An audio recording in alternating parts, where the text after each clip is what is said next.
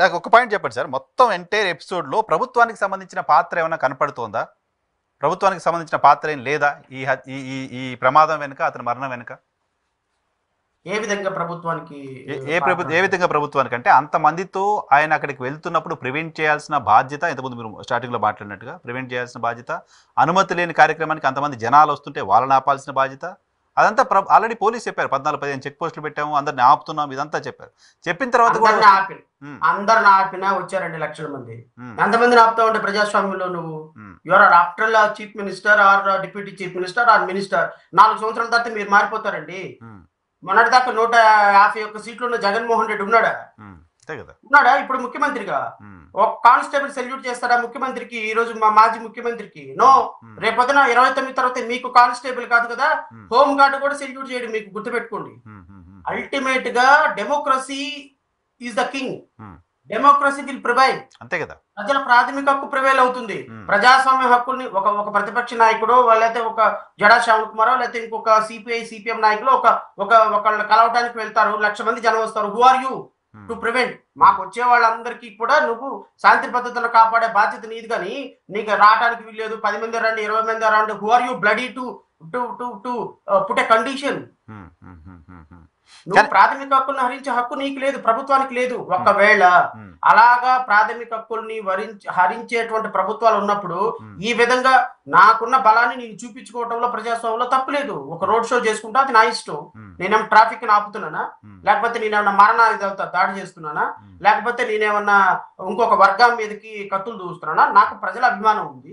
నేను మాజీ ముఖ్యమంత్రి. ఆయన ఎమ్మెల్యేనో సాధారణమైనటువంటి మాజీ ఎమ్మెల్యే కాదు కదా, ఒక మాజీ ముఖ్యమంత్రి అండి. ఒక మాజీ ముఖ్యమంత్రి ఒక కుటుంబాన్ని కలవడానికి వెళ్తున్నప్పుడు 1 లక్షల మంది జనం వస్తారు.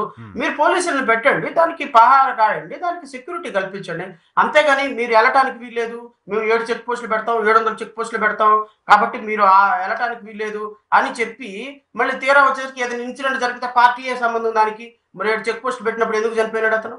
ఇంతమంది ఇన్ని వేల మంది 15,000 మంది పోలీసులు 10,000 మంది పోలీసులను పెట్టినప్పుడు ఎందుకు చనిపోయినాడు అతను? అలా చనిపోయిన దానికి కారణం పోలీసులే అని నేనంట. అక్కడ ప్రాపర్ వేలో, ప్రాపర్ సిస్టమ్ లో అతనికి ప్రతిపక్ష నాయకుడికి కల్పించాల్సిన బాధ్యత మీదంటాను. ప్రతిపక్ష నాయకుడు కాదండి, ఓకే ఎమ్మెల్యేనే అనుకుందాం. ఎమ్మెల్యేకి అయితే కల్పించరా? మాజీ ముఖ్యమంత్రికి ఒక సెక్యూరిటీ ఉంటుంది కదా, మాజీ ముఖ్యమంత్రికి ఒక సెక్యూరిటీ ఉంటుంది. 58 మంది పోలీసులతో సెక్యూరిటీ ఉంటుంది. మాజీ ముఖ్యమంత్రి గారికి ఏదైనా జరిగితే ఆ సెక్యూరిటీ గురించి ఆలోచన వస్తుంది.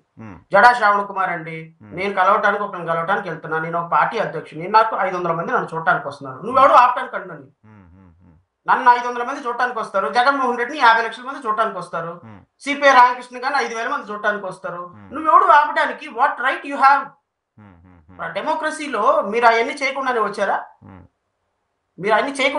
కాదు కదా. రాజకీయ పార్టీలు అన్న తర్వాత ప్రొసెషన్స్ చేసుకుంటాయి, మీటింగులు చేసుకుంటాయి, లక్షల మంది జనం వస్తారు. వచ్చిన జనాన్ని ప్రివెంట్ చేసి లా అండ్ ఆర్డర్ చేయడం వరకే మీ బాధ్యత తప్ప మీరు ఆపడానికి ప్రయత్నం చేశారు, వీళ్ళు బలం చూపించడానికి ప్రయత్నం చేశారు. ఆపడానికి మీరు ప్రయత్నం చేస్తే, బలం చూపించడానికి వీళ్ళు ప్రయత్నం చేస్తే అల్టిమేట్ గా ఎవరు గెలిచారు? Democracy will. అంతే కదా. ప్రభుత్వాన్ని పూర్తి స్థాయిలో దీంట్లో ప్రభుత్వం failure, SP failure number 1. Number 2, manipulated గా ఈ కేసుని జగన్మోహన్ రెడ్డి వైఎస్ఆర్ పార్టీ తలకు చుట్టడానికి వీళ్ళు ఈ వీడియోని అడ్డం పెట్టుకొని ఇప్పుడు ఈ రోజు కేసులు కట్టి వీళ్ళు అరెస్ట్ చేయాలనేటువంటి రెండో ప్రయత్నం. ఇది నేనేమంటాను అంటే, అసలు ఒక మీటింగ్ పెట్టుకోవటానికి ఒక చోటకి వెళుతున్నటువంటి ప్రతిపక్ష నాయకుడిని ఆపి అక్కడ జరిగిన ప్రమాదాన్ని రాజకీయంగా మరల్చి తద్వారా దీన్ని ఒక కేసు పెట్టి అసలు ప్రభుత్వం రాజకీయం చేస్తుంది ఆయన సింగయ్య మరణంతో అంటారు. ప్రభుత్వమే రాజకీయం చేస్తుందంటారు. అబ్సల్యూట్లీ ప్రభుత్వం రాజకీయం చేస్తుంది. లేకపోతే లక్షల మంది సభలో ఒక చిన్న ప్లే కార్డ్ రప్ప అని ప్లే కార్డ్ ఎవరన్నా ప్రదర్శిస్తే ఆ రప్ప ప్లే కార్డ్ ని సేవ్ చేసుకొని మన గౌరవ హోమ్ మినిస్టర్ గారు అందరికి చూపించి గగ్గోలు పెట్టేస్తున్నారు. చూసారా, రప్ప ప్లే కార్డ్ పట్టుకున్నాడు, చూసారా మరి తమ కత్తెర పట్టుకుని వచ్చినప్పుడు ఏం చేశారండి ప్రెస్ మీట్ కి? మరి కత్తెర పట్టుకొని ప్రెస్ మీట్ కి కోసేస్తా నరికేస్తానని వచ్చారు కదా, మరి దాన్ని ఏమంటారు?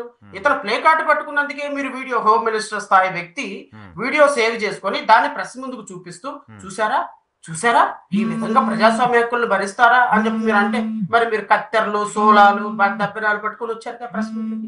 కట్ చేస్తాం, నరికేస్తాం, పొడి చేస్తాం అన్నారుగా.